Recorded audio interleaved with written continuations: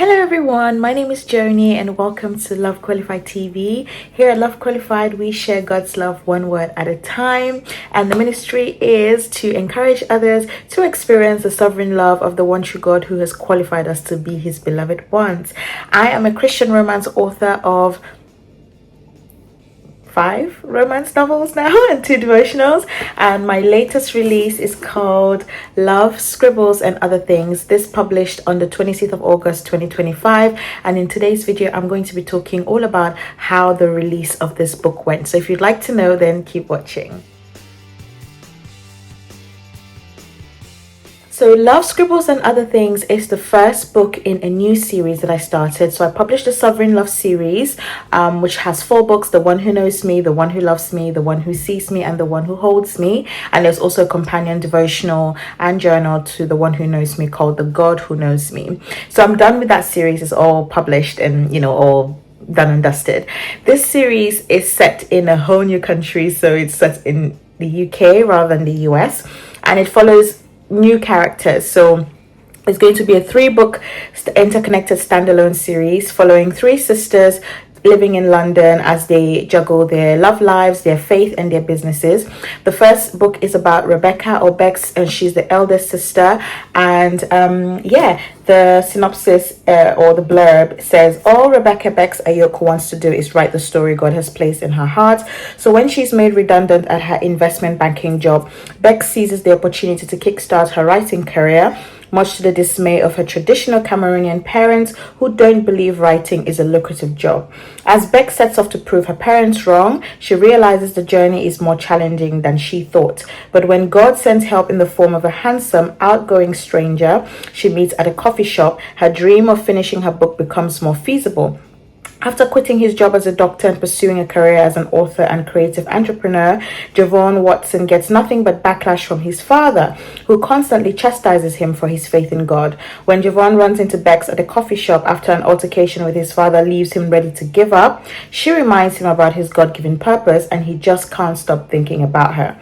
As Javon encourages the introverted Bex to come out of her shell, their evolving friendship helps them ride the bumpy waves to achieve their publishing dreams. But when inner demons resurface, not only is their friendship at stake, but the love growing between them. Can Bex and Javon trust the perfect story God has written for them, even if the journey comes with more hurdles than they've planned for? So yeah, there you go. That's Love, Scribbles and Other Things. Now we're going to talk about some things, okay, when it comes to the release of this book. So the first thing we're going to talk about is pregnancy. Yes, pregnancy and publishing, or pregnancy and writing, because this was the first book that I published dealing with pregnancy and with a baby. Okay, now I found out I was pregnant in November 2024. That was shortly after I finished the first draft of this book. I finished the second draft, I think it was February time, and then I sent to my beta readers in March, which then means that I was already pregnant by the time I was working the second draft of this book. And if you've been following me on this channel, you would know that I don't like the second draft. It's when I deal with big picture edits. Sometimes I delete scenes, I add scenes, I delete characters, I add new characters, I move things around. It's very, very tedious. So I was actually really surprised about how I flew through draft 2 of this book, because I gave myself 3 months, but then in the end I think I took way less than that, the amount of time to finish draft 2, and I'm so grateful to God for that, because I was dealing with pregnancy symptoms. Mind you, I was in my second trimester, but actually my pregnancy symptoms worsened in my second trimester. I'm not even gonna get started with that. So I'm so grateful to God that I was able to actually even finish draft 2 much earlier than I anticipated, because that meant that it shifted my publishing timeline to earlier. That's why initially I wanted to publish the book in September 2025, but I then moved the release date to August because I had finished things a lot sooner. So that was one thing that went really great with this release, and I'm so grateful to God for that. In terms of the book launch team, I had 34 signups, which is the highest number I've ever gotten in terms of, getting people to sign up to join my book launch team. I always open the floor to people that are on my newsletter, so on my mailing list. I no longer open signups to like the the public, the general public on social media, because I've been burned before. So it's always people who are on my mailing list, and usually a lot of people that sign up are people who have read my books before. So yeah, that's what that happened. So yeah, a lot of people signed up, which was great. Now let's talk about cover design experience. I was working this time around with a new cover designer. Now, if you notice the covers of my last book, I used a different cover designer for that book. And if you watch how the release of the last book, The One Who Holds Me, went, I talked about in that book that my cover design experience with my cover designer then was a bit weird. And when I contacted her to do the cover for this book, she had increased her prices like significantly, which is fair enough, like she can do whatever she wants to do with her business, but unfortunately it was no longer like within my budget. So I had to now try to find somebody else, and I started asking around. And through a coaching client that I worked with last year and early this year, I found a cover designer that she was working with. And so I found this cover designer. Her name is Karel. Her cover design page is Christ Through Art. She's a Christian, which is even a bonus, because I want to work with Christians. It's a bonus to work with somebody who knows the Lord as well, because I just would assume that their work ethic would be great as well. So yeah, I found her. I just love her art style. I saw her portfolio online. I thought it was great. And I saw some covers that she had done as well. So I worked with her and we came up with this beautiful cover.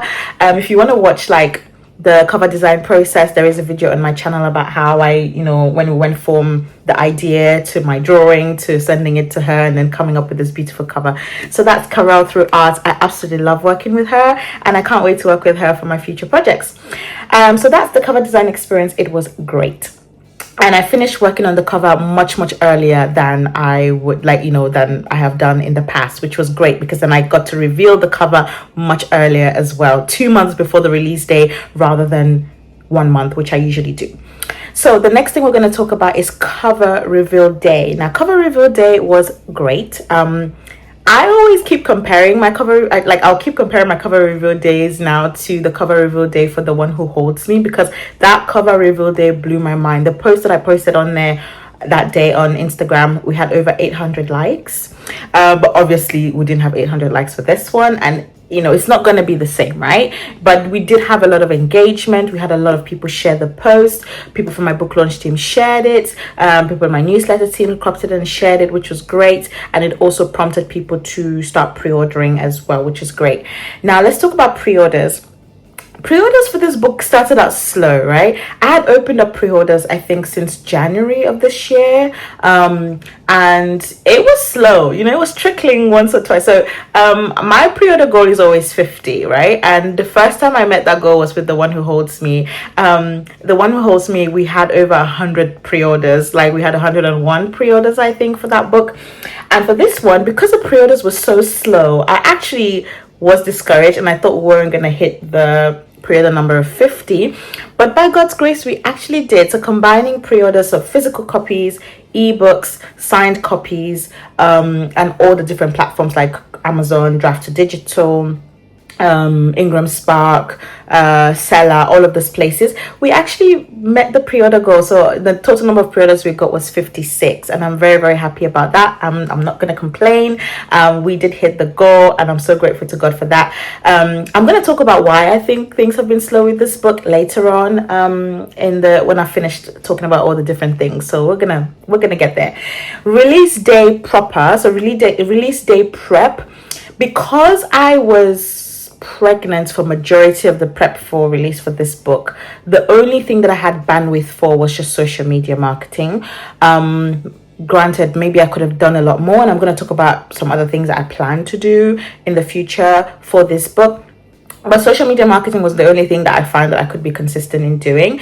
But I was quite consistent. So if you watch my behind the scenes publishing vlog for this book, you would see that I had a whole plan. I did content marketing, which is YouTube and blogging. I did email marketing, so I have an email list which I've been growing since 2020. So obviously I was marketing to them, talking about raising awareness about the book.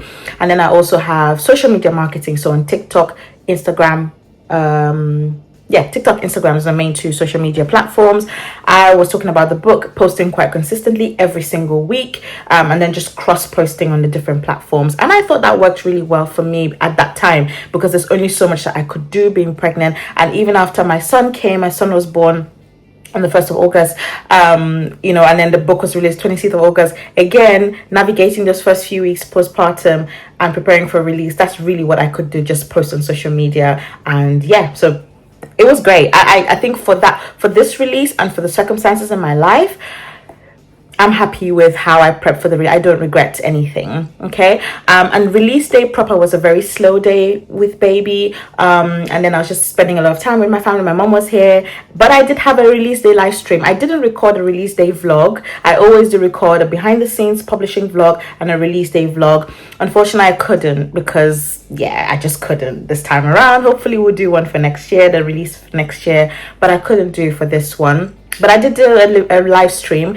and in the live stream I did say the title for book 2 in the series. The live stream replay is on the channel, so if you want to go and watch it, you would know what the second book is called. So now 3-month book sale report. We have sold over 200 books at the moment, or 200 copies. I'm just typing on my laptop now just to check the exact number. It's about 237 copies. So that's the number of copies that we have sold for this book at the moment, and I am not going to complain. Like I said, sales have been slow for this one, but we are selling, which is great, and that's always a good thing. So I'm happy about that the book is reaching readers. Now, as of today, the 11th of December, we have 25 reviews on Goodreads, or 25 ratings, on Goodreads, 16 ratings on Amazon UK, 15 on Amazon US. So people have been leaving their reviews and their ratings, which is great. And I'm going to read you my favorite one, in a bit. So what marketing technique works? So like I said, email marketing, social media marketing, newsletter promos, content marketing was what I mainly did for this book, which worked for me because I was able to raise awareness. I was able to get 56 pre-orders, so clearly what I was doing was working. But also with this last Black Friday, which was a few weeks ago, I did a Black Friday ebook sale as well for this book, and I've done Black Friday ebook sale, so a lot more people were exposed, raise awareness to a lot more people. I was able to find more readers. A lot more people have ordered the book, and some reviews have been coming in, so that has also worked as well. This book has also been stocked in a Christian UK bookshop called Good News Bookshop in Loughborough, and I'm excited about partnering with this bookshop because obviously this book would be exposed to new readers. So I'm excited to see what God is going to use that partnership to do. So they're selling in the bookshop physically, but also online. So if you're in the Loughborough area, then go and check out Good News Bookshop, and you can buy a copy of this book. I plan to actually travel to this bookshop to go and sign these copies, but we'll see. If I go, I'm going to vlog it, and I'm going to take you guys along. So those are all the things I've been doing marketing wise.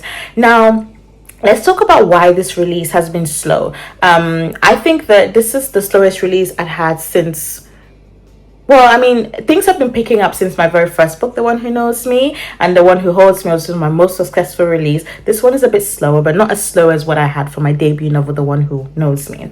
And again, I touched on some of the reasons. So one of the reasons I thought, this was a bit slow is because this is a new series, new characters, okay? The first book in a new series, new locations. It's set in the UK and not the US as... the Sovereign Love series is and there's different vibes to the book, so I tried new literary devices in this one. So I was doing like a story within a story. I also tackled some really heavy topics like sexual assault. It's quite a character driven story, so it does have a kind of slower pace to it, which is not everyone's cup of tea. And there was one review that mentioned that the beginning was a little bit slow.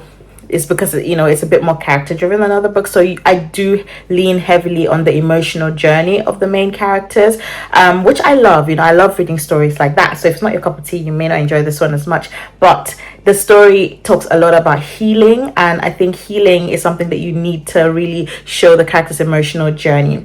But I don't regret writing the story. I wrote it exactly as God wanted me to, and I'm so happy with it. I'm so happy with the product, the final product. Working with my editor, Michaela Bush, has always been amazing. I never mentioned about my editing experience because she's top tier. I always recommend her. Michaela Bush, if you're looking for an affordable editor. She does developmental edits, line edits, proofreads, copy edits, all of those. She's on Instagram as Tangled Up in Writing, or search up Michaela Bush. You would find her website. So yeah, I know that the right audience will find this book, and I can already tell that it's finding its people because I've been receiving amazing reviews and amazing testimonies regarding this book, and I'll read you my favorite review in a minute. In terms of future marketing plans, so next year I want to do sort of guest podcast appearances to talk more about this book, because I think that the themes that I've spoken about in this book are really, really important. I want this book to be, to reach the hands of so many readers, the people who will read it and be blessed by it. I plan to do newsletter features or newsletter swaps as well to get the book in front of new readers. And yeah, so those are the main two things that I want to do on top of everything else that I'm already doing, so content marketing, email marketing, social media marketing, all of that stuff. So yeah, I am going to now read you my favorite review. And this is a review on Goodreads. Sorry, I'm just opening up my Goodreads account right now. This person says, this story is such a beautiful, emotional, and authentic story of God's love and power to heal. Comfort zones. She put, exclamation marks. This book really taught me that healing is not only hard, but also scary and daring. Looking at Bex's life, you'd feel she had it all together. Graduated from uni, living with an amazing family, working a job. She passed the hallmarks of success, but sometimes God would bring out the very things we think He saved us from, since we learn to push them away so we can face them and be freed from them. My first time reading Writing Inside Writing, I think what she meant was a story within a story. Sorry if I messed this writing technique's name up, but it was just perfect. Joan is such a gifted writer, one who always points her readers back to her source of inspiration, which is God. Javon, the man you are. You see Rhoda swooning? That was me the entire read. I love how patient he was with Bex. Oh, to be loved like that. But my favorite scene of all is Vanessa's mom praying for her. Every word she said was powerful. Such intentionality. Again, exclamation points. I want to be that kind of mother. For those who don't know who Vanessa is, read the book and find out. Congratulations, Miss Joan, for writing yet another book which instructs, teaches, encourages, and edifies. And to anyone out there who suffers from assault, be it sexual, mental, or physical, know this, and I quote from another favorite part of the book: the depth of your pain doesn't matter to Jesus. His love for us goes deeper than our deepest hurt. So it doesn't matter how broken we are, He's more than capable of loving us back together again. Listen, the reviews for these books have been paragraphs upon paragraphs upon paragraphs. If you go on Goodreads, and you read the reviews, they're literally, I can't read all of them. I wish I could, but that means that, this video will be very long. But yeah, I tell you that this book is reaching the right readers. God is using it to heal people and to bring restoration, to bring joy, and just to remind people that healing is possible with Jesus. That is the message in this book. I'm so glad that I partnered with God in this. I'm so glad that He gave me such a powerful story, and I'm so glad that in spite of all of the challenges, I was able to put it out in the world. So if you haven't read Love, Scribbles and Other Things, and it sounds like it's up your street, then please go and purchase your copy. This December, I've got one copy if you're in the UK on my website. So this copy I'm holding is up for grabs for only £10, shipping included, and you get a free bookmark and a sticker. So if you're in the UK and you want a signed copy from me, this will make a perfect Christmas gift for you or any other person that you have in your life that you think will be blessed by this book. So go on my website and order it, as well as all my other books as well are also up for grabs for £10 only, so signed copies. So yeah, thank you guys so much for watching. If you have any questions about writing, publishing, marketing, or my book release specifically, then please do leave the comment down below. I'd love to know. Remember that the sovereign love of the one true God has qualified you to be His beloved one. Take care and God bless. Mwah. Bye.